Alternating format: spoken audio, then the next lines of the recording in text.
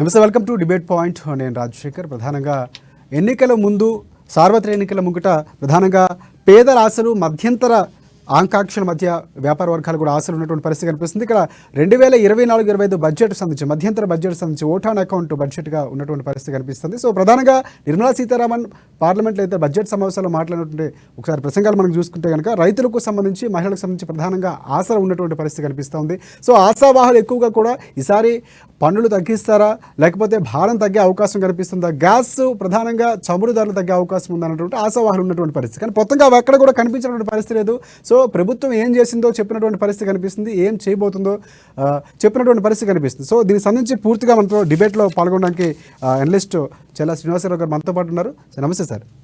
Sir ప్రధానంగా చూసుకుంటే బడ్జెట్లో ఎక్కడ కూడా నిర్మలా సీతారామన్ ప్రసంగం చూసుకుంటే కనుక పూర్తిగా అంటే ప్రభుత్వం ఇంతవరకు ఏం చేసింది, సో బీజేపీ ప్రభుత్వం ఏర్పడిన తర్వాత ఏం చేసిందో ఏం చేయబోతుందో చెప్తున్నటువంటి పరిస్థితి కనిపిస్తుంది. సో బడ్జెట్ మొత్తంగా ఈరోజు చూసుకుంటే కనుక మీ అభిప్రాయం ఏంటి సార్, ఎలా ఉంది? మోడీ ప్రభుత్వం ఏర్పడిన తర్వాత ప్రచారానికి ఎక్కువ ప్రాధాన్యత ఇస్తున్నట్టు ఇటు కనపడుతుందండి. చేసింది ఘోరంతా, చెప్పుకునేది కొండంత అనే విధంగా కనపడుతుంది. విపరీతంగా ప్రచారం. మోడీ పొద్దున్న లేస్తే రకరకాల వేషాలు వేసుకొని రకరకాలైనటువంటి బట్టలు ధరించి ఆయా ప్రాంతాలకు వెళ్ళినప్పుడు ఆయా సూట్లు ఆ డ్రెస్సులు వేసుకొని వాళ్ళతో మాట్లాడి వీళ్ళతో మాట్లాడి వాళ్ళతో ఫోటోలు దిగి ఏదో సామాన్యుల్ని చేస్తున్నట్టుగా కనపడుద్ది తప్ప సామాన్యులకి, ఒక పేద తరగతికి సామాన్యులకి కనపడేటటువంటి స్కీమ్ ఒక్కటి కూడా ఇంతవరకు ప్రకటించినట్టుగా మనకు కనపడం. సంక్షేమానికి అసలు ఏమాత్రం ప్రాధాన్యత ఇస్తున్నట్టుగా మోడీ గవర్నమెంట్లో కనపడదు. అదే మన తెలుగు రాష్ట్రాల్లో తీసుకుంటే సంక్షేమం మితిమీరిపోతుంది అనిపిస్తుంది. సంక్షేమానికి మితిమీరి ఖర్చు పెట్టి బడ్జెట్లు కేటాయించలేక అప్పులు తెచ్చుకొని సంక్షేమానికి పెట్టేంత కనపడుతుంటే అసలు సంక్షేమానికి మేము పైసా ఇవ్వలేమని అనే అంత దారుణమైనటువంటి పరిస్థితి మోడీ గవర్నమెంట్లో మనకు కనపడతా ఉందండి. సామాన్యులకు ఉపయోగపడేటటువంటి స్కీమ్ ఒక్కటే ఈ 10 ఏళ్లలో కనపడలేదు. సామాన్యులు వాడుకునేటటువంటి వస్తువుల ధరలు మాత్రం విపరీతంగా పెరిగిపోయి ద్రవ్యోల్బణం తగ్గించామని ఇందాక నిర్మలా సీతారామన్ చెప్పారు. ఎక్కడ ద్రవ్యోల్బణం కంట్రోల్లో ఉందండి? మనం దాదాపు 70 రూపాయలు ఉన్నటువంటి పెట్రోలు 110 రూపాయలకి వెళ్ళిపోయింది. డీజిల్ ధరలు పెరిగిపోయింది. ఈ రెండు పెరుగుదల కారణంగా ఆటోమేటిక్గా నిత్యావసరాల వస్తువులు విపరీతంగా పెరిగిపోయినాయి. పప్పులు, ఉప్పులు, కూరగాయలు సామాన్యుడికి అందనటువంటి ఆకాశానికి అందిపోయినాయి. పేదలే కాదు, మధ్యతరగతి ప్రజలు కూడా సామాన్యులు ఈ రోజున 7,000 రూపాయలు బియ్యం కింట పలుకుతోంది. 180 రూపాయలు పప్పుల ధరలు ఉన్నాయి. కూరగాయలు చూసుకుంటే 80 రూపాయలు, 100 రూపాయలు కూడా కూరగాయల ధరలు ఉన్నాయి. ఈ విధంగా విపరీతంగా సామాన్యులకి ఆకాశాన్ని అండుతున్నాయి. ఈ బడ్జెట్లో తీసుకుంటే పెట్రోల్ ఉత్పత్తుల ధరలు అంతర్జాతీయ మార్కెట్లో తగ్గినాయి కాబట్టి ఏదో ఊరట కల్పిస్తారు, కొంత తగ్గిస్తారని చెప్పి ఏదో వార్తలు వచ్చినాయి. కానీ ఎక్కడ అటువంటి వార్తలు అయితే రాలేదు. మరి బడ్జెట్ పూర్తి స్థాయిలో రాలేదు, అది పెట్టారో లేదో కూడా తెలియదు. ఎలక్షన్ వచ్చింది కాబట్టి ప్రజాకర్షక విధానాలు ఉంటాయని చెప్పి అందరూ అనుకున్నారు. కానీ ఏ విధమైనటువంటి ప్రజాకర్షకమైనటువంటి కార్యక్రమాలకి ఇచ్చినట్టుగా మరి ఏమి చెప్పలేదండి చూస్తుంటే. ఇంకోటి రైతులకు సంబంధించి మహిళలకు సంబంధించి ప్రధానంగా ఉండబోతున్నటువంటి ముందు చర్చ జరిగింది. కానీ అక్కడ కూడా రైతులకు సంబంధించి పీఎం కిసాన్ ద్వారా 6,000 నుంచి 9,000 పెంచే అవకాశం ఉంది అన్నటువంటి ఊహాగానం. సో ఎక్కడ కూడా పెంచినటువంటి పరిస్థితి కూడా లేదు. గత బడ్జెట్లో సార్ ఇది అసలు యాక్చువల్గా ఇది మధ్యంతర బడ్జెట్ అనుకోవచ్చు. దాదాపుగా 14 సార్లు ఇంతవరకు మధ్యంతర బడ్జెట్ ప్రవేశపెట్టినటువంటి సందర్భాలు ఉన్నాయి. 77 రెగ్యులర్ బడ్జెట్ ఉన్నటువంటి పరిస్థితి. సో ఇక్కడ బడ్జెట్ చూసుకుంటే ఇది బడ్జెట్ అనాలా, లేకపోతే ప్రభుత్వం చేసినటువంటి ఎన్నికలకు వెళ్లే ముందే ఒక స్టంట్గా భావించవలసిన అవసరం ఉందంటారు? స్టంటు అసలు చాలా ఆశ్చర్యకరంగా ఉందండి. ఎలక్షన్ ముందు ఎవరన్నా కొద్దిగా ప్రజాకర్షక బడ్జెట్ పెడతారు, ప్రజలను ఆకట్టుకునేటటువంటి నిర్ణయాలు కొన్ని బడ్జెట్లో ఉండే అవకాశం ఉందండి. కానీ ఎటువంటి ప్రజాకర్షక నిర్ణయాలు కానీ, పేదలకు అనుకూలమైన నిర్ణయాలు కానీ, సబ్సిడీలు ఇవ్వటం కానీ, ఏదైనా సంక్షేమానికి నిధులు పెంచడం అనేటటువంటిది కానీ ఏ విధమైనటువంటి చర్యలు చేపట్టలేదండి. వ్యవసాయ రంగం మనం ప్రధానంగా తీసుకోవాలి. ఎందుకంటే ఈ దేశంలో 70% మంది ప్రజలు వ్యవసాయ రంగం మీద ఆధారపడి జీవిస్తూ ఉన్నారు. వ్యవసాయమే మనకు వెన్నుముక అని మనం చెప్పుకుంటూ ఉంటాం. అటువంటి వ్యవసాయానికి సబ్సిడీలు పెంచాల్సిన అవసరం ఉంది. ఆ 6,000 ఇప్పుడు మన 2 తెలుగు రాష్ట్రాల్లో తీసుకుంటే విపరీతంగా రైతుల కోసం ఖర్చు పెడుతూ ఉన్నారు. అందులో తెలంగాణలో తీసుకుంటే 10,000 రూపాయలు రైతు బంధు కింద ఎకరాకు 10,000 రూపాయలు చొప్పున ఇస్తున్నారు. వాళ్ళు 5 ఎకరాలకి చొప్పున 5 ఎకరాల లోపు ఉన్నటువంటి వాళ్ళకి 6,000 ఇస్తున్నాం. కానీ 5 ఎకరాలకు తీసుకుంటే మన తెలంగాణ తెలంగాణలో 50,000 రూపాయలు ఇస్తున్నారు ఇంతవరకు. ఇప్పుడు దాన్ని ఎకరాకు 15,000 రూపాయలు ఇస్తామని చెబుతున్నారు. ఒక ఎకరాకు ఇచ్చే డబ్బు కూడా ఒక 5 ఎకరాలకు సరిపోని ఇవ్వనటువంటి తూతూ మంత్రంగా వాళ్ళకి ఏదో ఇస్తూ మేమేదో రైతులకు గొప్పగా ఇస్తున్నాం, అది ఇస్తున్నాం, ఇది ఇస్తున్నాం చెప్పుకున్నారు. కానీ అది రైతులకు సరిపోదు. అదేవిధంగా బీమాను కూడా పెంచాల్సిన అవసరం ఉంది. ప్రకృతి విపత్తులు సంభవించినప్పుడు ఇచ్చేటటువంటి పరిహారం కూడా అది పెంచాలి. సరిగా రైతులకు అందట్లేదు. విపత్తులు సంభవించినప్పుడు ఆ నష్టపరిహారం సరిగా అందక రైతులు తీవ్రంగా నష్టపోతున్నారు. అదేవిధంగా మెట్ట పంటలను కూడా ప్రోత్సహించాల్సిన అవసరం ఉంది. ఒకసారి మనకి కాంగ్రెస్ పార్టీ నుంచి కాంగ్రెస్ నేత ఆచార్య గారు మనతో పాటు ఉన్న డిబేట్లో పాల్గొన్నాను. ఎస్ ఆచార్య గారు నమస్తే. ఎస్ఎస్ ప్రధానంగా ఈరోజు బడ్జెట్ ప్రవేశపెట్టి మధ్యంతర బడ్జెట్ వచ్చినటువంటి పరిస్థితి కనిపిస్తుంది. సో బడ్జెట్ పై కాంగ్రెస్ పార్టీ స్టాండ్ ఎలా ఉంది, అసలు ఏ విధంగా ఫీల్ అవుతున్నారు? అంటే కాంగ్రెస్ పార్టీకి సంబంధించినటువంటి ఇప్పటికే ప్రణాళికలు రచిస్తున్నటువంటి పరిస్థితి, ఈసారి బీజేపీ పార్టీ కూడా సో ఆ వ్యూహంలో వెళ్తున్నటువంటి పరిస్థితి మధ్యంతర బడ్జెట్ ప్రవేశపెట్టింది. సో ఈ మధ్యంతర బడ్జెట్ ప్రధానంగా 2047 ఏదైతే ప్రాంతానికి సంబంధించినటువంటి వికసిత భారత్గా అభివృద్ధి చెందిన భారతదేశంగా చూడాలని బీజేపీ పార్టీ చెప్తున్నటువంటి పరిస్థితి కనిపిస్తుంది. నిర్మలా సీతారామన్ ఈరోజు ప్రధానంగా ఆ దిశగానే ప్రసంగం ఉన్నటువంటి పరిస్థితి కనిపిస్తుంది. సో మీరేమంటారు? ఇప్పుడు గడిచిన ఈ 10 ఏళ్లలో సామాన్యుడికి నరేంద్ర మోడీ గారు బీజేపీ ప్రభుత్వం తీసుకొచ్చిన పథకాలు ఏవైనా అందినాయా? ఆయన ప్రజలకి మిడిల్ క్లాస్ ఫ్యామిలీలు 2 ఏళ్లు కరోనా వచ్చి వాళ్ళ సగటున వాళ్ళ ఇన్కమ్ పడిపోయి వాళ్ళు బతుకుదెరే కష్టం ఉన్నటువంటి సందర్భంలో ఈ పెట్రోల్ డీజిల్ ఆ ధరలు అధికంగా ఉండడం వల్ల నిత్యావసర వస్తువులు పెరిగిపోయి వాళ్ళ ఉపాధులు కోల్పోయి వాళ్ళు సంపాదించింది వాళ్ళ కుటుంబాన్ని కూడా పోషించుకునే స్థాయికి దిగజార్చారు ఈ దేశాన్ని. వీళ్ళు 2014లో $120 ఉన్నటువంటి క్రూడ్ ఆయిల్ పని ఆ రోజు మేము $45 డీజిల్, $65 పెట్రోల్ ఇచ్చినాం. $69 క్రూడ్ ఆయిల్ ఉన్నా కూడా 2024లో $100 డీజిల్, $120 పెట్రోల్ అమ్ముతారు. అసలు ఏం చేస్తారు? జనాన్ని, దేశ ప్రజలను దోపిడీ చేసి రక్తం పీల్చి పిప్పి చేస్తుంటే ఇంకా దేశాన్ని ఉద్ధరించినామంటే ఎట్లా చెప్పండి? ఆ రోజు $400 సిలిండర్ ఉండే, ఈ రోజు $1,200 సిలిండర్ ఉంది. ఒక సిలిండర్ పైన మీకు $600 కన్జ్యూమర్ కి పడే రేటుని మీరు $1,200 పెట్టి ప్రజలతో దోపిడీ చేసి 10 ఏళ్ల పాటు, అంటే దాదాపు ఒక కుటుంబంతో సగటున $72,000 అక్రమంగా వసూలు చేశారు 10 ఏళ్ల పాటు నరేంద్ర మోడీ ప్రభుత్వం బీజేపీ అధికారంలో ఉండి. అంటే అక్కడ బతికేదే కష్టం ఉంది. నిర్పేద కుటుంబాలు కరోనా టైంలో మీరు ఎంతమంది రోడ్ల మీద పడి చచ్చిపోయారు? మీ అనిశ్చిత నిర్ణయాల వల్ల అసలు రోడ్డు రవాణా వ్యవస్థ లేక, రైల్వేస్ లేక, బస్సులు లేక దాదాపు 6,000 మంది కార్మికులు తిండి దొరకక, కూడు దొరకక, నీళ్లు దొరకక, బస్సులు లేక పాదయాత్ర నడుచుకుంటూ పోతూ చనిపోయిన కలేబాలు తినుకుంటూ చనిపోయినటువంటి దుస్థితిని మీరు ఆ రోజు గమనించలేదా? దేశ ప్రజలు చూసలేరా? ఈ 10 ఏళ్ళు మీరు ఈ దేశాన్ని ఉద్ధరించిర్రా? ఎక్కడ పోయింది దేశం? 80,000 కోట్ల కుటుంబాలకు ఉచిత రేషన్ ఇస్తున్నారంట. ఉచిత రేషన్ ఇస్తున్నారంటే వాళ్ళ సగటున వాళ్ళ ఆదాయం ఎక్కడ పోయింది? మీరు ఏం చేసి 2014లో పామాయిల్ ప్యాకెట్ 90 రూపీస్ ఉంటాయి, ఇవాళ $260 పడుతుంది. అంటే 400 రెట్లు ప్రజల మీద దోపిడీ వసూలు చేస్తారు. పోనీ పామాయిల్ అంతా $90 ఉండేది 2014, 2024 వచ్చేటప్పటికి ఎందుకు $260 అయింది?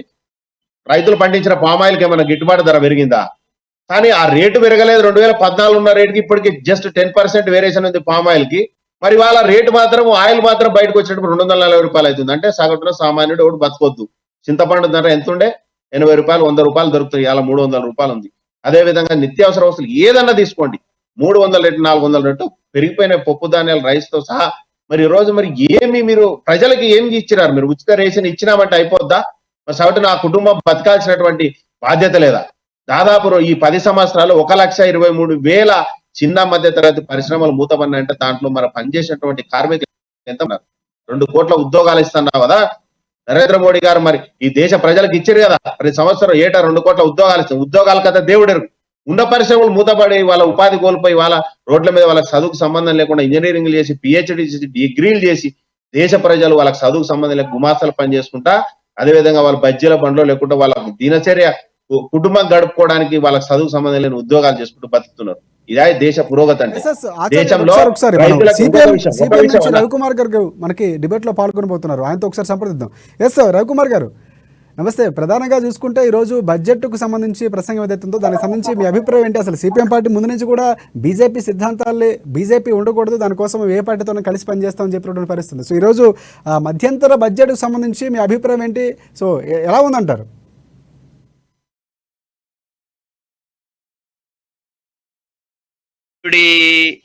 ఆకాంక్షకు అనుగుణంగా బడ్జెట్ విధానం అయితే లేదు.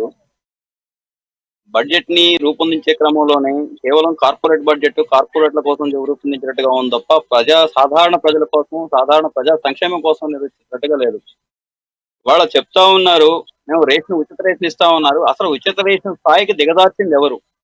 ప్రజల్ని ఈ 10 సంవత్సరాల కాలంలో వాళ్ళ వేతనాలు పడిపోయి, ఆదాయాలు పడిపోయి, ఉద్యోగాలు కోల్పోయి, కరోనాతో ఆర్థికంగా ఆరోగ్యపరంగా నష్టపోయిన తర్వాత వాళ్ళకి చేయూతనిచ్చి వాళ్ళని ఆదుకోవాల్సిన ప్రభుత్వం 500 రూపాయలు 1000 రూపాయలు ఇస్తానని చెప్పి అవి కూడా సరిగ్గా ఇవ్వకుండా సీఎం కేర్స్ పేరు మీద కరోనా నిధులని వసూలు చేసిన తర్వాత దానికి కనీసం అకౌంటబిలిటీ లేకుండా దేనికి ఖర్చు పెట్టారో దేనికి చేస్తున్నారో లేకుండా చేసి ఒక దౌర్భాగ్యమైన స్థితికి ఈ దేశాన్ని దిగదార్చిన ఘనత ఏదైనా ఉందంటే అది బీజేపీకి. వాళ్ళ 70 సంవత్సరాలు 60 సంవత్సరాల కాలంలో గత ప్రభుత్వాలు చేసిన అప్పు కేవలం 57 లక్షల కోట్లు. ఇవాళ నరేంద్ర మోడీ గారు బీజేపీ ప్రభుత్వం చేసిన అప్పు 1,60,00,000 కోట్లు. అంటే ఈ డబ్బులు మొత్తం ఎటుపోయినాయి? కొత్త పరిశ్రమలు ఏమన్నా ఏర్పాటు చేశారా? కొత్త ఉపాధి ఏమన్నా కల్పించారా? ఇవాళ ఉన్న పరిశ్రమలు ఇందాక మన మిత్రుడు చెప్పినట్టు 120 సుమారుగా 1,26,000 పరిశ్రమలు మూతబడ్డాయి. 10 కోట్ల మంది వాళ్ళ బజార్న పడ్డారు, ఉద్యోగాలు కోల్పోయారు. వారి భవిష్యత్తు ఏంటి అనేది ఆలోచించకుండా కనీస చట్టాలను చేసి వాళ్ళ లేబర్ కోడ్లను మొత్తాన్ని మార్చి లేబర్ కోడ్లను కూడా తుత్తరం చేసి 4 కోళ్లుగా తీసుకొచ్చి లేబర్ చట్టాలని వాళ్ళ కనీస వేతనాలు అడిగే పరిస్థితి కూడా లేకుండా చేసింది. దౌర్భాగ్య పరిస్థితి వాళ్ళది. రైతు చట్టాలు తీసుకొస్తా ఉన్నారు. రైతు చట్టాలు ప్రజల మేలు కోసమే, రైతుల మేలు కోసమే చెప్పిన మనుషులు మరి రైతుల మేలేంటో చెప్పకుండా ఇచ్చేశారు. ఈ సరుకును నువ్వు ఎక్కడైనా అమ్ముకోవచ్చు అని చెప్పారు. మరి సరుకు ఎక్కడైనా అమ్ముకోవచ్చు అంటే ఆ సరుకు కనీసం ట్రాన్స్పోర్ట్ ఏంటి, గోడౌన్ సౌకర్యం ఏంటి, మిగతాది ఏంటి అనేది కనీసం దాని మీద క్లారిటీ లేదు. మార్కెటింగ్ సౌకర్యం కల్పించకుండా నువ్వు ఎక్కడ పడితే అక్కడ అమ్ముకోవచ్చు అంటే మధ్యలో దళారులు కార్పొరేట్ సంస్థలు బాగుపడటానికి, అదే విధంగా ఇంకో చట్టం ఏంటి, ఎంత సరుకులైనా నిల్వ చేసుకోవచ్చు, ప్రైవేట్ వాళ్ళు కూడా నిల్వ చేసుకోవచ్చు అనుకునే దౌర్భాగ్య పరిస్థితి తీసుకొచ్చారు. మరి ప్రైవేట్ వాళ్ళు నిల్వ చేసుకున్న తర్వాత ప్రజా అవసరాలకి ఆ సరుకులు విడుదల చేస్తారా? విడుదల చేయకుండా కృత్రిమ కొరత సృష్టించి వాళ్ళ ధరలు పెంచుతా ఉన్నారు. ఈ 10 సంవత్సరాల కాలంలో జరుగుతున్న పరిస్థితి అది. వాళ్ళ ధరలు విపరీతంగా పెరుగుతా ఉన్నాయి. ఒకటి ఏ వస్తువు కూడా ప్రతిదాన్ని జిఎస్టీ అని చెప్పి యూనివర్సలైజ్ చేస్తున్నాం, ఒకే దేశం ఒకే పన్ను అని చెప్పి వాళ్ళ సాధారణ ప్రజలు చిన్న పేద పిల్లోడు కొనుక్కునే 10 రూపాయల నోటు పుస్తకం మీద కూడా 10% వాళ్ళ జిఎస్టీ చేసిండు. అదే క్రమంలో రోల్స్ రాయిస్ కార్ల మీద పెద్ద వాళ్ళు కొనుక్కునే కార్ల మీద వాటి మీద కేవలం 3% మాత్రమే జిఎస్టీ యూజ్ చేస్తా ఉన్నారు. మరి పెట్రోల్ ని జిఎస్టీ పరిధిలోకి ఎందుకు తీసుకురాలేదు? ఇవాళ మద్యాన్ని జిఎస్టీ పరిధిలోకి ఎందుకు తీసుకురాలేదు? అవి సామాన్య అది దానికి వర్తించదా ఒకే దేశం ఒకే చట్టం అనేది? ఇవాళ తను చేసే తప్పులను కప్పించుకోవడం కోసం, తను చేసే అరాచకాన్ని, తను చేసే కార్పొరేట్ విధానాన్ని బలపరుచుకోవడం కోసం, ప్రజల దృష్టి మళ్లించడం కోసం ఇవాళ మతాన్ని తీసుకొచ్చి అనేక రకాలుగా మతపరమైన అంశాలను ముందుకు తీసుకొస్తా ఉన్నారు. మతం పేరు మీద మత ఉన్మాదాన్ని రెచ్చగొట్టే పద్ధతిలో ఇవాళ ప్రభుత్వం ప్రయత్నిస్తా ఉంది. ప్రభుత్వం అదే పత్రం నడుస్తా ఉంది. రైట్ రవికుమార్ గారు, ఒకసారి మనతో పాటు చల్లా శ్రీనివాస్ గారు ఒకసారి మాట్లాడదాం. ఎస్, చెప్పండి సార్. ప్రధానంగా చూసుకుంటే ఆత్మ నిర్భర్ భారత్ నిర్మాణం చేపడతాం, ఉచితంగా ఎవరైతే ఉన్న రేషన్ కార్డు వల్ల 80 కోట్ల మందికి ఆకలి తీర్చినటువంటి పరిస్థితి ఉంది. సో అలాంటి ప్రతిపాదనలతో ముందుకు వెళుతున్నటువంటి పరిస్థితి చెప్తున్నటువంటి పరిస్థితి ఈరోజు ప్రసంగంలో మనం విన్నాం. అలాగే ప్రధానంగా ఇంకో నమో భారత్ మెట్రోకి సంబంధించి వందే భారత్ ప్రయాణం చేసి దానికి సంబంధించి కూడా వినూత్నమైనటువంటి ఐడియాలతో ముందుకు వెళుతున్నాం, ప్రజల సౌకర్యార్థం వెళుతున్నటువంటి పరిస్థితి అని చెప్తున్నటువంటి పరిస్థితి కనిపిస్తుంది. సో ఇక్కడ ఆన్లైన్ ట్రాన్సాక్షన్స్ సంబంధించి కూడా అవినీతి తగ్గింది. సో అలాంటి పేమెంట్స్ రావడం వల్ల కూడా చెప్పినటువంటి పరిస్థితి. సో ఇలాంటి విషయాలు ప్రస్తావించినప్పుడు సో ఆ ప్రసంగానికి సంబంధించినటువంటి ఏ విధంగా ఫీల్ అవుతుంటారు? అంటే నిజంగా అంతవరకు కూడా అభివృద్ధి జరిగింది అనుకోవచ్చు మనం. ఇప్పుడు అవినీతికి సంబంధించి అంటే మీరు అవినీతి పెరిగిపోయిందని నిన్ననే వచ్చింది ఒక నివేదిక. 85వ స్థానం నుంచి మనం 93వ స్థానానికి మనది పడిపోయింది నివేదిక. అంటే 8% అవినీతి పెరిగినట్టుగా వారి నివేదికలు ఇండెక్స్ ఇంటర్నేషనల్ లెవెల్లో వచ్చినటువంటి నివేదికలో చెప్తూ ఉన్నారు. తర్వాత ఇక పేదల ఆకలి తీస్తున్నామంటే 80 కోట్ల మందికి ఉచితంగా బియ్యం ఇస్తున్నామంటే 80 కోట్ల మంది ప్రజలు పేదరికంలో ఉన్నట్టుగా, అంటే కనీసం అవసరమైనటువంటి బియ్యం కూడా కొనుక్కోలేనంత పేదరికంలో వాళ్ళు మునిగిపోతున్నట్లుగా ప్రభుత్వం ఒప్పుకుంటుందా కాదా? ఇంతకుముందు డబ్బు పెట్టి కొనుక్కున్నటువంటి పేదలు ఇవాళ ఆ రూపాయి కూడా పెట్టి కొనుక్కోలేనంత దేన స్థితికి వాళ్ళు దిగజారిపోతున్నట్టు నివేదికలు చెప్పటం లేదా? నిజంగా అది పేద ప్రజలకు అందుతున్నాయా లేదా అనేది కూడా మనం చూడాలా.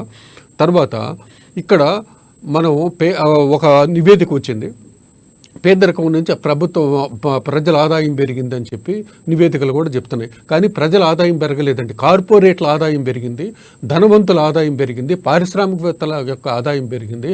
అదాని అనేటటువంటి వ్యక్తి అంతకుముందు బీజేపీ రాకముందు ఆయన పేరు కూడా ఎవరికి తెలియనటువంటి వ్యక్తి 10 సంవత్సరాల్లో కుబేరుడైపోయి 60 సంవత్సరాల చరిత్ర ఉన్నటువంటి అంబానీని ఓడించి మొదటి స్థానానికి వెళ్ళాడంటే అది ఎవరు సపోర్ట్తో వెళ్ళారు? దేశంలో పోర్టులు, ఎయిర్పోర్ట్లు, వ్యాపారాలు మొత్తం కొల్లగొడుతూ మొత్తం అటువంటి వాళ్ళు అభివృద్ధి జరిగింది తప్ప పేదరికం అనేటటువంటిది పోలేదండి. పేదలు అనేటటువంటి వాళ్ళు అభివృద్ధి చెందలేదు. ఇది మొత్తం ప్రచారము, డంబాచారం తప్ప. ఇదిగో పేదరికం నుంచి బయటపడటానికి ఫలానా స్కీమ్ మేము పెట్టాము, పేదల సంక్షేమం కోసం ఫలానా కార్యక్రమం అమలు చేస్తున్నామని చెప్పుకోవటానికి ఒక్కటి లేదండి. మతాన్ని తీసుకొచ్చి ప్రచారం చేసి వందే భారత్ అంటారు, లేకపోతే భారతదేశం అంటారు, దేశభక్తి అంటారు, అది అంటారు. ప్రశ్నించినటువంటి వాళ్ళ మీద దేశద్రోహులు అనేటటువంటి ముద్ర వేసి చెప్పుకోవటం తప్ప అభివృద్ధి ప్రాతిపదికన ఓట్లు అడగటం అనేది బీజేపీకి తెలియదు.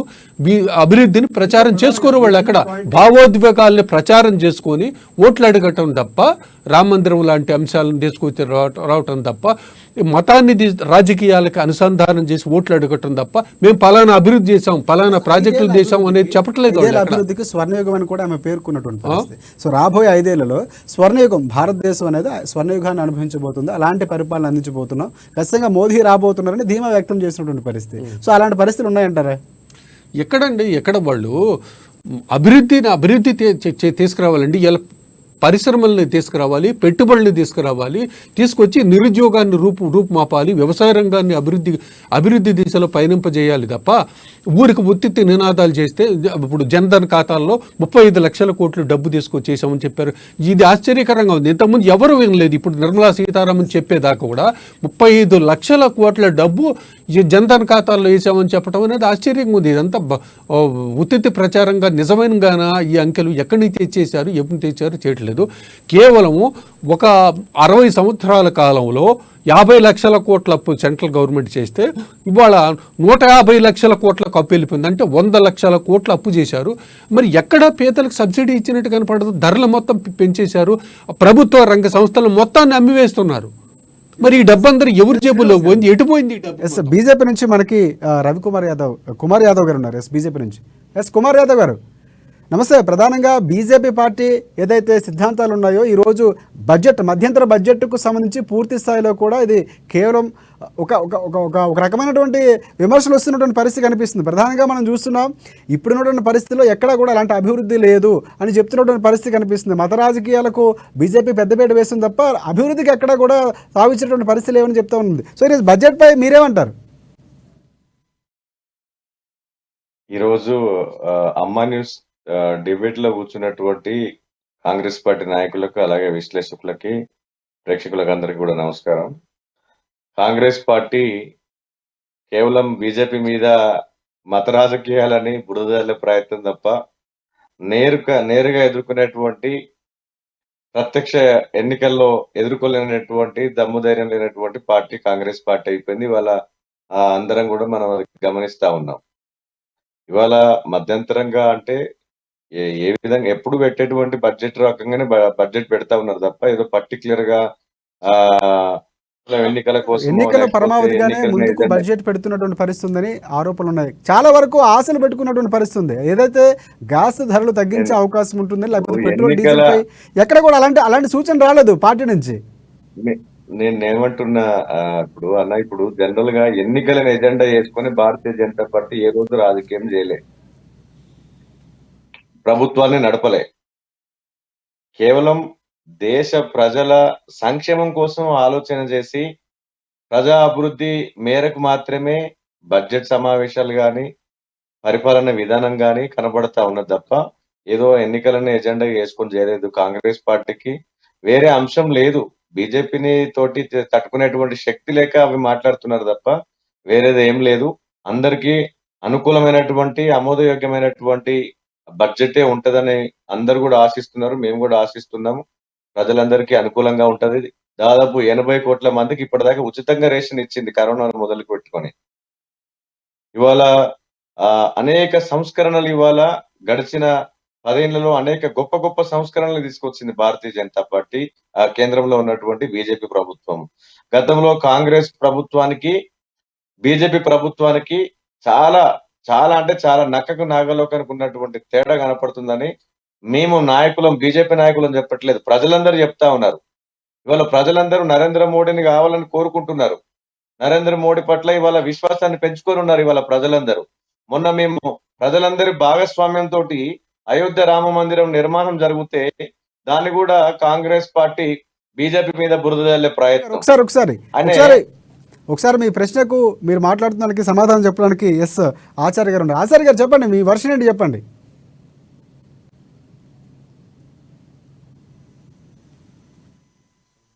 తప్ప నిన్ను ప్రజలు నమ్మే పరిస్థితి లేదా? అంటే రాముడు పేరు చెప్తే తప్ప నేను ఎవడు దిగేటోళ్ళు లేడు ఈ దేశంలో. నువ్వు నిజంగా దేశానికి అభివృద్ధి చేసి 10 ఏళ్ళు నువ్వు ఏం చేసినావు అది చెప్పు. ఈ దేవుడితో ఏం అవసరం? దేవుడికి నువ్వు దేవుని కొలుస్తావు, నేను దేవుని కొలుస్తా, నేను రాముని కొలుస్తా, నువ్వు రాముని కొలుస్తా. నిన్ను ఎవరు రాముని గురించి ఎవరు మాట్లాడలేదు. నువ్వు ఎందుకు మాట్లాడాల్సి వస్తుందంటే మీ బీజేపీలో ఉన్న ప్రతి ఒక్కరికి ఇదే, దేవుడి పేరు చెప్తే తప్ప మీరు రాజకీయం చేయలేరు, దేవుడి పేరు చెప్తే తప్ప నిన్ను ఎవడు నమ్మే పరిస్థితి లేదు. నువ్వు దేశ ప్రజలకు 10 ఏళ్ళు ఏం చేసినావు చెప్పండి. నన్ను కంప్లీట్ చేయనియండి. 69 అన్న బడ్జెట్ మీదే మాట్లాడదాం. నేనేమంటున్నా, $69 ఉన్నటువంటి క్రూడ్ ఆయిల్ ధర ఉన్నప్పుడు ఎందుకు $1200 సిలిండర్ ప్రజలకు అందుతుంది? నా మాట వినాలి. అదే విధంగా $120 ఉన్నప్పుడు మేము 400 సిలిండర్ ఇచ్చినాం. నువ్వు $69 ఉన్నప్పుడు నువ్వు ఎందుకు $1200 సిలిండర్ ఇస్తున్నావు? ఆ రోజు మేము $45 డీజిల్ ఉండే, $65 పెట్రోల్ ఉండే. ఈ రోజు $100 డీజిల్ ఉంది, $120 పెట్రోల్ ఉంది. అంటే దీని వల్ల ఈ దేశంలో ఉన్నటువంటి సమాధానం చెప్పండి ఒకసారి. 1,000 అప్పు చేసిన ఒకసారి చెప్పండి మిత్రమా. ఒకసారి 60 సంవత్సరాలు పాలించిన కాంగ్రెస్ పార్టీ 55 లక్షల కోట్లు అప్పు చేస్తే 10 ఏళ్లు పాలించిన నువ్వు ఒక 155 కోట్ల అప్పు చేసినావు. ఈ దేశాన్ని 10 ఏళ్లు పాలిస్తే 55 లక్షల కోట్ల అప్పు చేసినాం. 65 ఏళ్లు పాలించినమేమో 55,000 కోట్లు చేసినాం ఈ దేశానికి అప్పు. నువ్వు చేసింది ఏంది? అభివృద్ధి ఎక్కడ జరిగింది? పేదోడుగానే ఉండిపోయినాడు. కరోనా టైంలో రోడ్ల మీద పడి చచ్చిపోయి నీళ్లు లేక, కూడు లేక, గమ్యం చేరుకోలేక ఆత్మహత్యలు చేసుకొని కలేబరాలు దీని బతికినటువంటి చరిత్ర ఈ దేశంలో. నువ్వు చెప్తావు ఈ దేశాన్ని ఉద్ధరించడానికి ఏం చేశారు ఈ దేశానికి? అరే ఉన్న ప్రభుత్వ సంస్థలు అమ్మి పెట్టిరు. వాళ్ళ ప్రభుత్వము ఏదైనా ఒక సంస్థ నిర్మాణం చేసే పేదోడు కోసం నిర్మాణం చేస్తుంది. ఇదే ఎల్ఐసి సంస్థ 5 లక్షల కోట్లతో పెడితే ఈ దేశానికి 5 లక్షల కోట్లతో ఈ దేశానికి నిర్మాణం చేస్తే దాదాపు 56 లక్షల కోట్ల రూపాయలు ఈ దేశానికి సంపాదించింది. ఇవాళ ఉందా ఈ దేశానికి సంస్థ? బిఎస్ఎన్ఎల్ ఉందా ఈ దేశానికి? ఎన్ని సంస్థలు అమ్మిపెట్టి ఈ దేశానికి దేశ ప్రజలకు నిర్మాణం చేస్తే ఆ సంస్థలు ఇవాళ కార్పొరేట్ సంస్థలకు తగలబెట్టి వాళ్ళ ఈ దేశాన్ని అప్పుల పాలు చేశారు. 155 లక్షల కోట్లు ఎక్కడ? 65 సంవత్సరాలు పాలించిన కాంగ్రెస్ పార్టీ 55,000 కోట్లు ఎక్కడ? మీరా ఈ దేశాన్ని అభివృద్ధి చేసింది? పేదోడుగా ఉండిపోయినాడు. మీరు ఏం చేశారు? రైతుల అకౌంట్ లో పైసలు ఇస్తా అంటున్నారు. మరి రైతులకి 2014లో డిఏపి సంచి 900 ఉండే, ఇలా $2,000 అమ్ముతున్నారు. అంటే ఒక ఎకరాకి 5 సంచులు వాడితోనే నువ్వు $12,000 అక్రమంగా వసూలు చేస్తున్నావు. నువ్వు 6,000 వేసుడు పెద్ద గొప్పన. 12,000 రైతుతో వసూలు చేసి నువ్వు 6,000 వేస్తున్నావు రైతు అకౌంట్ లో. ఇదే నువ్వు దేశాన్ని రైతులను ఉద్ధరించడం అంటే? $900 ఉన్న డిఏపి సంచి ఎక్కడ? $2,000 ఉన్న డిఏపి సంచి ఎక్కడ?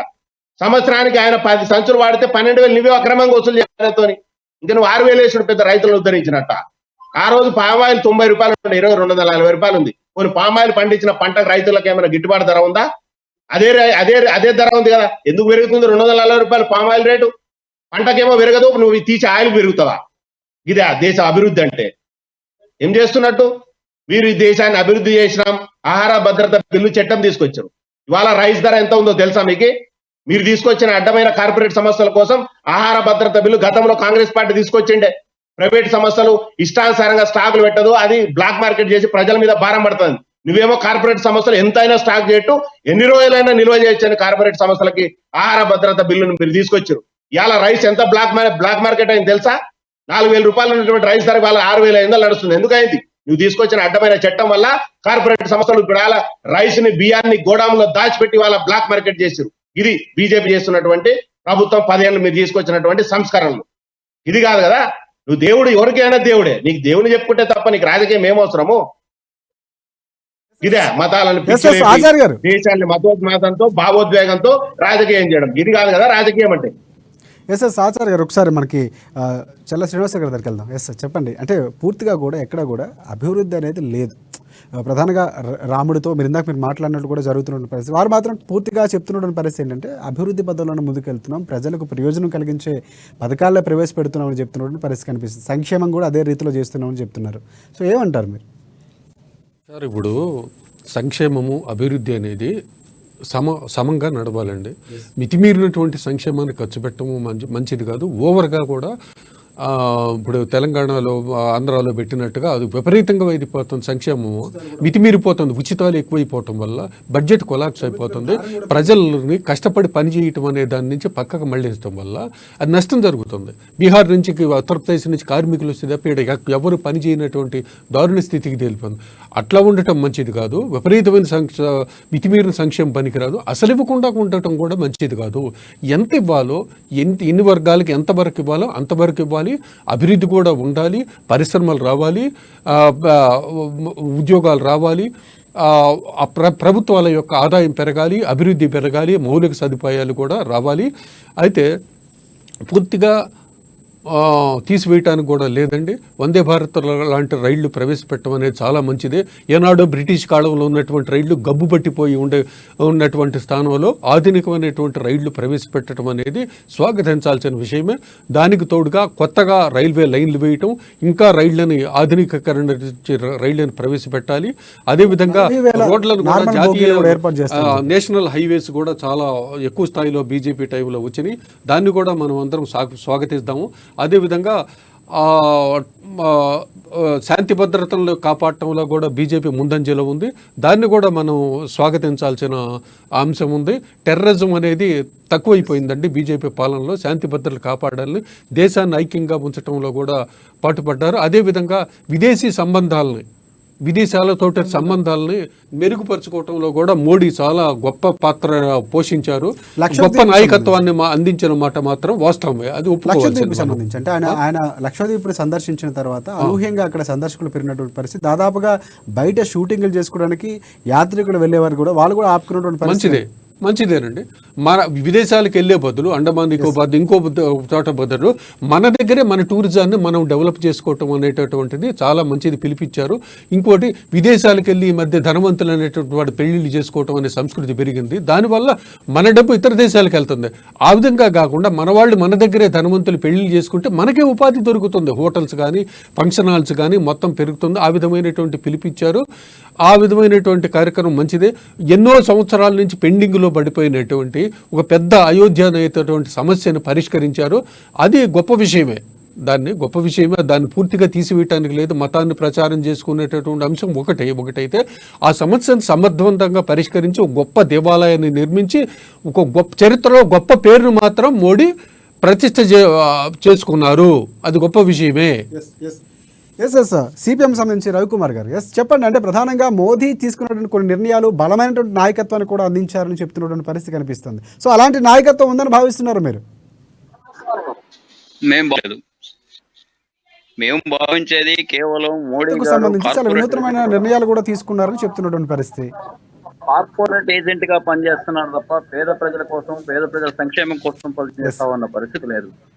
ఒకటి, మనం చేసేది ఇవాళ దేవుడు రాముడు అనేది ఖచ్చితంగా హిందూ మతం, హిందూ విధానాన్ని ఎవరు వ్యతిరేకించట్లా. కానీ మత కారణాలతో మతాన్ని పద్ధతి ముస్లిమ్స్ బతకడానికి వీల్లేదు, ముస్లిమ్స్ ఉండడానికి వీల్లేదు, క్రిస్టియన్స్ ఉండడానికి వీల్లేదు. వాళ్ళు ఉంటే ఇక్కడ 2వ తరగతి పౌరులుగానే ఉండాలి అనే పద్ధతి ఏదైతే ఉందో దాన్ని మేము వ్యతిరేకిస్తా ఉన్నాం. ఖచ్చితంగా భారతదేశం విభిన్న మతాలు, విభిన్న కులాలు, అనేక సంస్కృతులు, సాంప్రదాయాలు ఉన్న దేశం. ఇవాళ కొత్తగా మోడీ గారు వచ్చిన తర్వాత హిందూ మతం రాలేదు, మోడీ గారు వచ్చిన తర్వాత రాముడు రాలేదు. అంతకుముందు రామాలయాలు ఉన్నాయి, అంతకుముందు దేవుడు ఉన్నాడు, అంతకుముందు రాముడిని పూజించారు, అంతకుముందు దేవుడిని పూజించారు. కానీ ఇవాళ మేము హిందువులకు ఐకాన్ గా చేసుకొని ఆ పేరు మీద ప్రజలకి చటకోపం పెట్టి కార్పొరేట్లకి వాళ్ళ లక్షల కోట్ల రూపాయలు దోచిపెడతా ఉన్నారు. ఒకవైపున రైతులు, దేశవ్యాప్తంగా రైతులు ఆత్మహత్యలు చేసుకుంటా ఉంటే, రైతుకి రుణమాఫీ చేస్తే రైతులు సోమరిపోతులు అవుతారు అని చెప్పి మాట్లాడిన బీజేపీ నాయకులు మరి కార్పొరేట్లకి లక్షల కోట్ల రూపాయలు ప్రపంచంగా ఇవాళ లక్షల కోట్ల 18 కోట్ల ఈ మధ్య కొద్ది చేశారు credit బాకీలు. అది రకరకాల పేర్ల మీద ఏ పేరు రద్దు చేసేవాడు ఆ భారాన్ని పెట్టిన పరిస్థితి. ఇంకొక వైపున నిర్భర్ భారత్ అనే పేరు మీద ప్రజలకి ఏదో ఇస్తున్నామని చెప్తున్నారు. ఇవాళ ఆ స్థితికి దిగదార్చింది ఎవరు? ఆరోగ్య భారత్ అంటున్నారు. కరోనా టైంలో సాధారణ ఫార్మా కంపెనీలోళ్ళు ఫార్మసిస్టులుగా ఉన్నోళ్ళు గారు ఫార్మా కంపెనీలోళ్ళు ఇవాళ ప్రపంచకు ఎదిగారు. వాళ్ళు ఏ రూపేణా ఎదిగారు.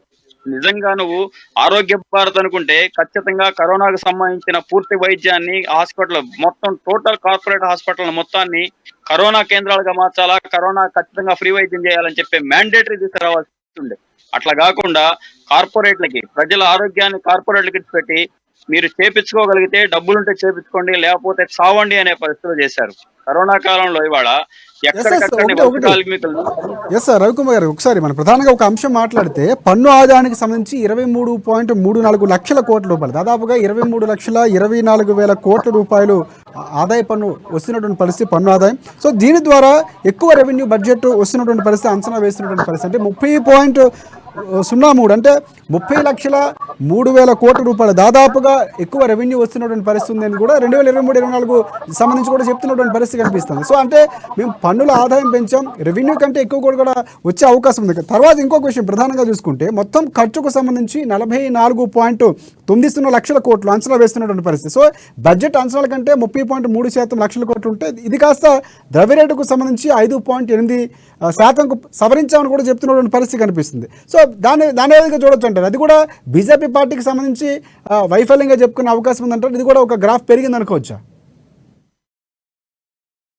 సార్ ఇప్పుడు రెవెన్యూ పెరిగింది అని చూపిస్తున్నారు. ఓకే, రెవెన్యూ పెరిగింది, కానీ రెవెన్యూ ఎక్కడి నుంచి వచ్చింది? జిఎస్టీ ద్వారా పేద ప్రజల నుంచి జేబుల నుంచి కొట్టేసింది తప్ప కార్పొరేట్ పన్నుని 3% తగ్గించారు. ఇవాళ కార్పొరేట్ పన్నుని తగ్గించి పేద ప్రజల నుంచి జిఎస్టీ గూడ్స్ సర్వీస్ ట్యాక్స్ అనే పేరు మీద ప్రజల నుంచి గుంజుకున్న డబ్బులు తప్ప నిజ కార్పొరేట్ సంపద ఏమో విపరీతంగా పెరుగుతా ఉంది. ఇవాళ అంబానీ వాళ్ళు ఇక వేల లక్షల కోట్లుగా పెరిగి ప్రపంచ కుబేర్లుగా ఎదుగుతా ఉన్నారు. అదే క్రమంలో సాధారణ ప్రజలు వాళ్ళ ఒక పూట తిండి కోసం ఇదయ్యే పరిస్థితికి వస్తా ఉంది. అంటే రెవెన్యూ పెరిగిన రెవెన్యూని ఎవరి కోసం ఉపయోగిస్తున్నారు అనేది ముఖ్యం. ఎవరి జేబులోంచి తీస్తున్నారు, ఎవరికి ఉపయోగిస్తున్నారు? ఇవాళ పెట్రోల్ రేట్ల మీద విపరీతంగా క్రూడ్ ఆయిల్ ధర తగ్గినప్పుడల్లా దాన్ని ఇక్కడ ప్రజలకి అంతర్జాతీయ ధరలకు అనుగుణంగా మేము ధరలను సవరిస్తామనే పేరు మీద క్రూడ్ ఆయిల్ ధరలు తగ్గినప్పుడల్లా దాన్ని సామాన్యుడు కన్స్యూమర్ చేతిలోకి జేబులోకి పోవాల్సిన దాని మీద ట్యాక్స్ చేసి ప్రభుత్వం ఖజానాకి జమ చేసుకుంటున్న దౌర్భాగ్య పరిస్థితి, దౌర్భాగ్యమైన ప్రభుత్వం ఇవాళ బీజేపీ ప్రభుత్వం. ఇవాళ 1,200 రూపాయలు గ్యాస్ ధరని 1,200 రూపాయలకు పెంచి 200 రూపాయలు తగ్గిస్తున్నామని చెప్తుండు. ఏదో బస్సులో ప్రయాణం చేస్తా ఉంటే 1000 రూపాయలు జేబులో నుంచి కొట్టేసి 100 రూపాయలు ఛార్జీ పెట్టినట్టుగా ఉంది ఇవాళ మోడీ గారి మాటలు, మోడీ గారి ప్రభుత్వం. బీజేపీ వాళ్ళు చెప్పే మాటలు అట్లా ఉన్నాయి. ఇవాళ అభివృద్ధి అని చెప్తున్నారు. ఎవరు అభివృద్ధి అయ్యారో చూపించండి. ఇవాళ స్మార్ట్ సిటీలు అన్నారు. స్మార్ట్ సిటీలు అనే పేరు మీద ఏ సిటీలకి ఎంత కేటాయించారు? ఒక గుజరాత్ లో మినహా ఎక్కడైనా ఖర్చు పెడతా ఉన్నారా? ఈ డబ్బుల మొత్తాన్ని కూడా ఇవాళ తెలంగాణకు రావాల్సిన రెవెన్యూని కూడా ఇవ్వకుండా, రావాల్సిన జిఎస్టీ వాటాలు ఇవ్వకుండా ఇబ్బంది పెడతా ఉన్న పరిస్థితి. ఒకసారి ఆచార్య గారు, ప్రధానంగా చూసుకుంటే అంగన్వాడీలకు, ఆశా వర్కర్లకు ఆయుష్మాన్ భారత్ కింద ఈసారి చేరుస్తున్నాం, హెల్పర్స్ కూడా లబ్ధి ఉండేటటువంటి అవకాశం ఉంది. సో ఆరోగ్య బీమా కూడా ఉన్నటువంటి పరిస్థితి కనిపిస్తుంది. సో వారిని చేర్చడం ఏ విధంగా చూస్తారు? సో వారికి ఉపయోగకరమైనటువంటి, ఎందుకంటే ఆశా వర్కర్లు కానీ లేకపోతే అంగన్వాడీలకు సంబంధించి కానీ హెల్పర్స్ కానీ చాలా వరకు దిగువ స్థాయిలో ఉన్నటువంటి వారు కాబట్టి సో వారికి ఉపయోగకరంగా ఉండే అవకాశం ఉందంటారా?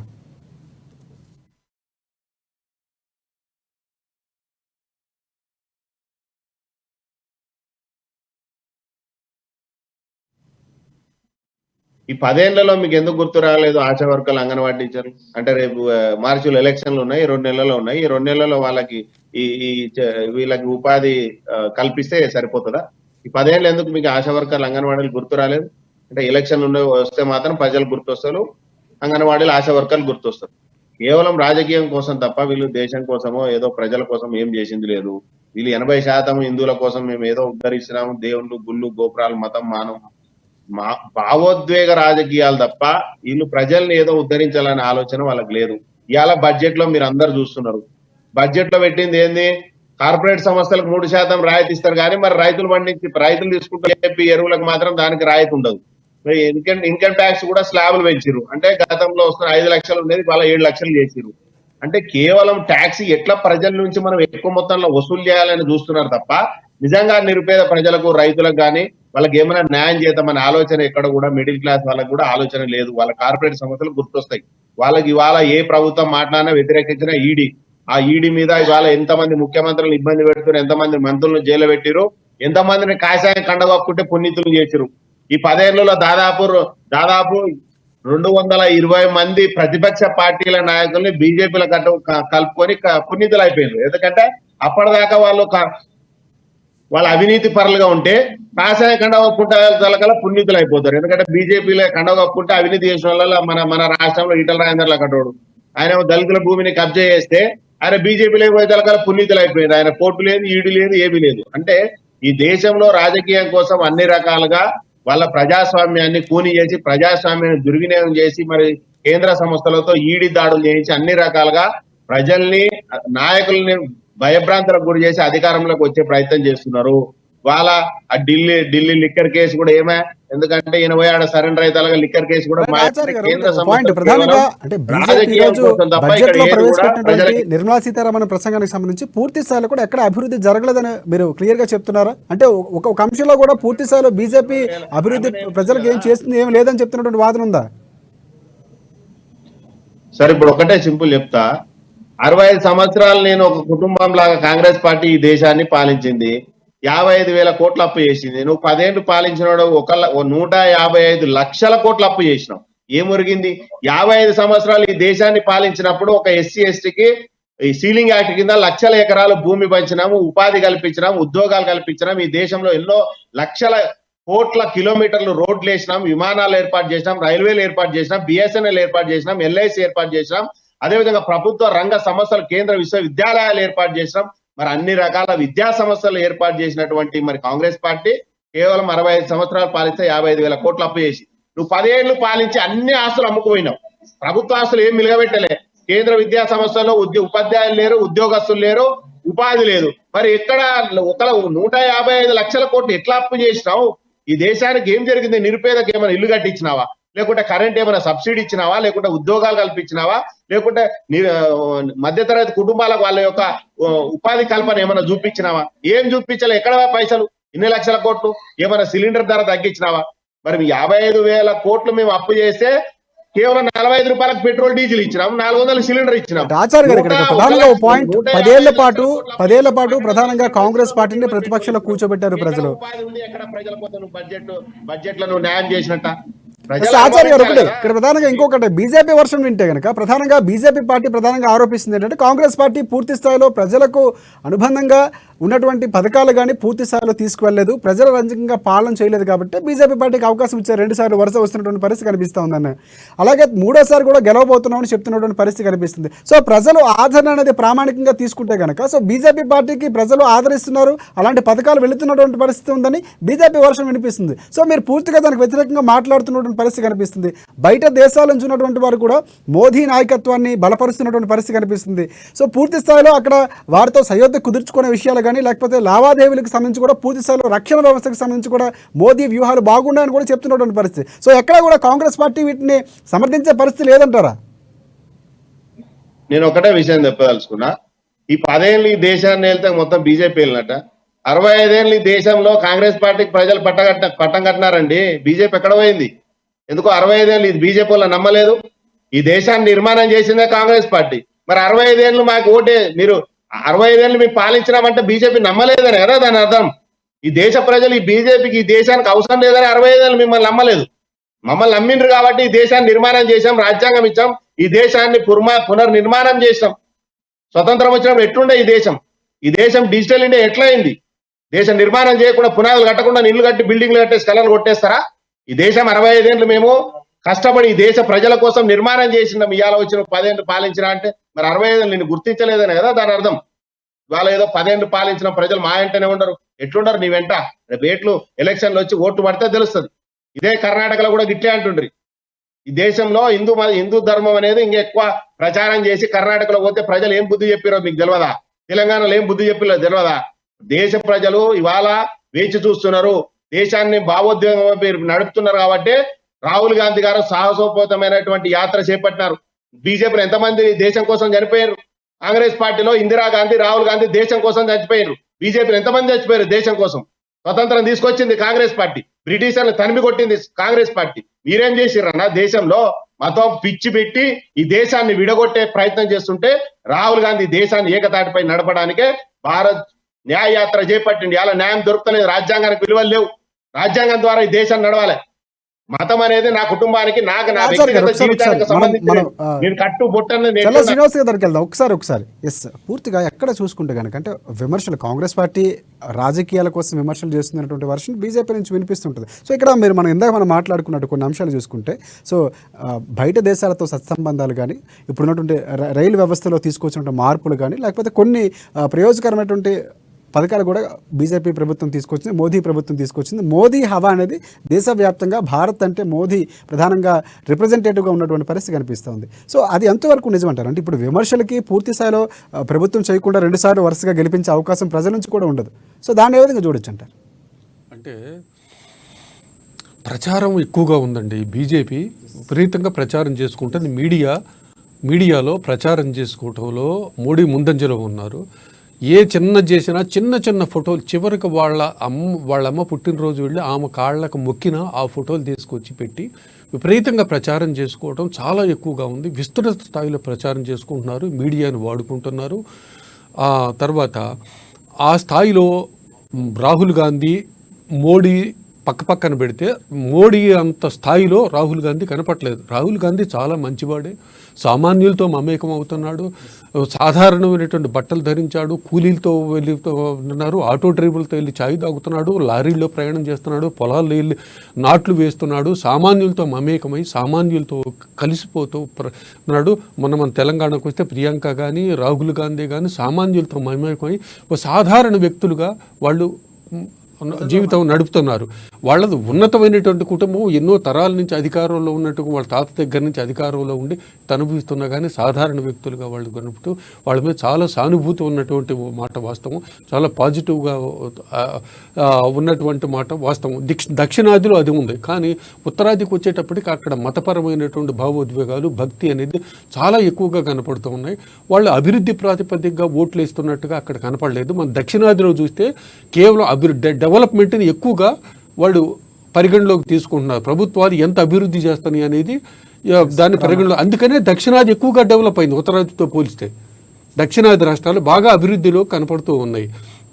అభివృద్ధిలో చూసుకుంటే కేరళ, తమిళనాడు, తెలంగాణ అనేది 3 స్థానాల్లో ఉన్నాయి అభివృద్ధిలో. ఉత్తరాది రాష్ట్రాలు ఆ విధంగా అభివృద్ధి చెందట్లేదు.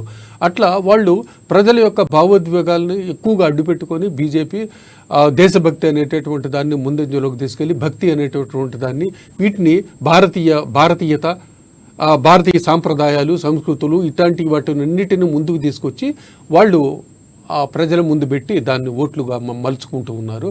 ఈ విషయంలో కాంగ్రెస్ పార్టీ వెనకబడింది. ఇంకోటి ఏంటంటే బీజేపీ చేస్తున్న ప్రతి పనిని వాళ్ళు తప్పుపడుతూ వెళ్ళటం కూడా అంత మంచిది కాదు. వాళ్ళు హిందుత్వం అనే దాన్ని ముందుకు తీసుకొస్తే దాన్ని తప్పు అంటాం కూడా మంచిది కాదు. ఎక్కువ మంది పరిస్థితి ఉన్నది. ఒక పెద్ద సమస్యను పరిష్కరించిన మాట వాస్తవమే.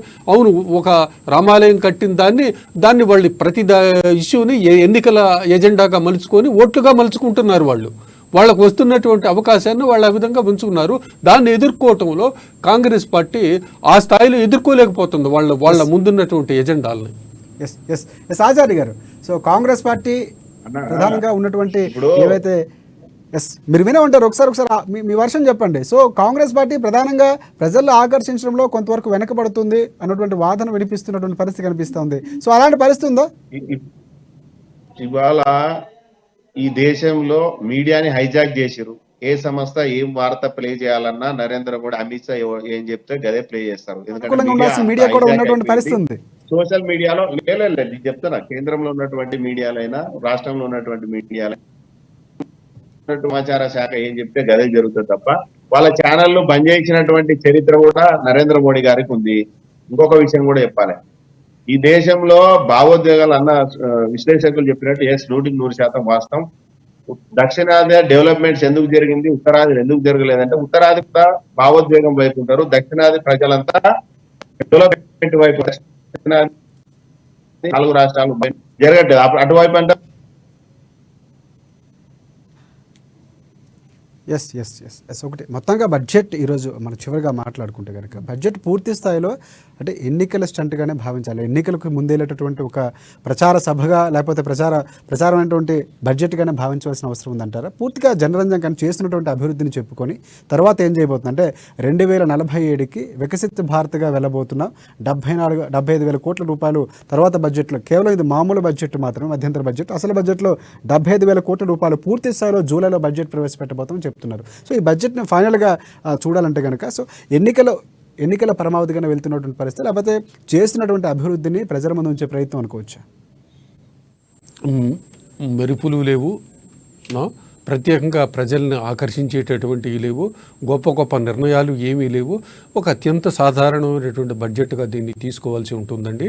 ఏదో మధ్యంతర బడ్జెట్గా ఫిబ్రవరిలో ఖచ్చితంగా బడ్జెట్ పెట్టాలి కాబట్టి రేపు మార్చి తర్వాత బడ్జెట్ ప్రవేశపెట్టకపోతే ఖర్చులకు డబ్బులు ఉండవు కాబట్టి ప్రవేశపెట్టారు.